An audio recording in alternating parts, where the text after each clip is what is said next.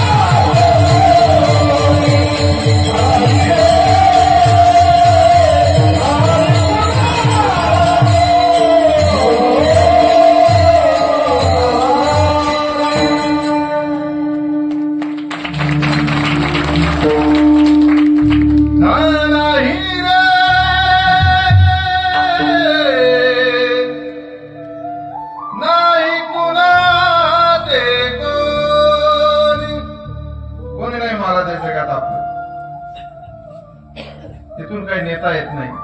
याची काळजी कोणाला लागली? संत मंडळीला काळजी लागली. संत मंडळी म्हटली एवढा एकदाच मिळतो माणसाचा जन्म, एवढा जन्म निघून गेला, परत भजन नाही, परत वारी नाही, दिंडी नाही, परत भगवत भक्ती नाही. एक एक योनी कोटी कोटी फेरा मग लागे वारा मानवा. 84 लक्ष योनी प्रवेश करून मग कधीतरी माणसाचा जन्म मिळतो. त्या जन्मात आल्यानंतर जर भगवत भक्ती केली नाही तर हा तुमचा जन्म वाया गेला म्हणून समजा. अभंगाचं पहिलं सांगतो तुम्हाशी बाजारी विठ्ठला, नाही तरी गेला जन्म वाया. जर या जन्मात आल्यानंतर विठ्ठलाचं भजन केलं नाही तर तुमचा जन्म वाया गेला म्हणून समजा. का? आपण केलेलं भजनच फक्त आपल्या सोबत येतं. महाराज करा हरिभक्ती सोडवेल यमापासून या. यमाच्या तावडीतनं फक्त आपण केलेली हरिभक्ती सोडू शकते. मग तुम्ही मुख्यमंत्रीचे जावई जे राहिला ते काळ तुम्हाला सोडविना राजा देशीचा चौधरी आणि कसोय रे भले भले. आपल्याकडे किती पैसा आहे, आपण काय कोणत्या सत्तेवर आहोत, कोणत्या पदावर आहोत, आपले नातेवाईक कोण आहेत ते काही चालत नाही. मग तेथे न चले काही, सत्ता संपदा राहील खायचे खाई, पुढे संचित जाईल ग्वाही तुका म्हणे यमाची आज्ञा व्हायच्या आत आयुष्यभर केलेला सर्व हिशोब पहिले तिथं जातो महाराज. त्याची बेरीज वजा बाकी होती. पाप एकडे पुण्य एक बाजूला.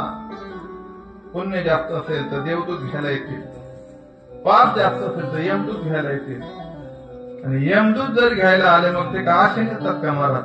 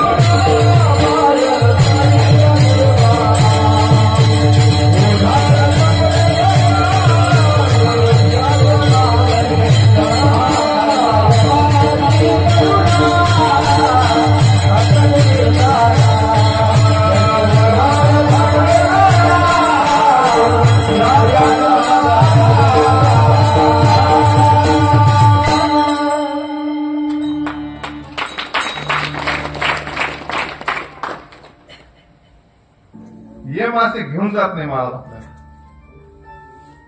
मारत मारत झोडत घेऊन जातात. तुम्ही म्हणा मारतीन जोडते असं वेगळं वेगळं काय, मारणं वेगळं जोडणं वेगळं.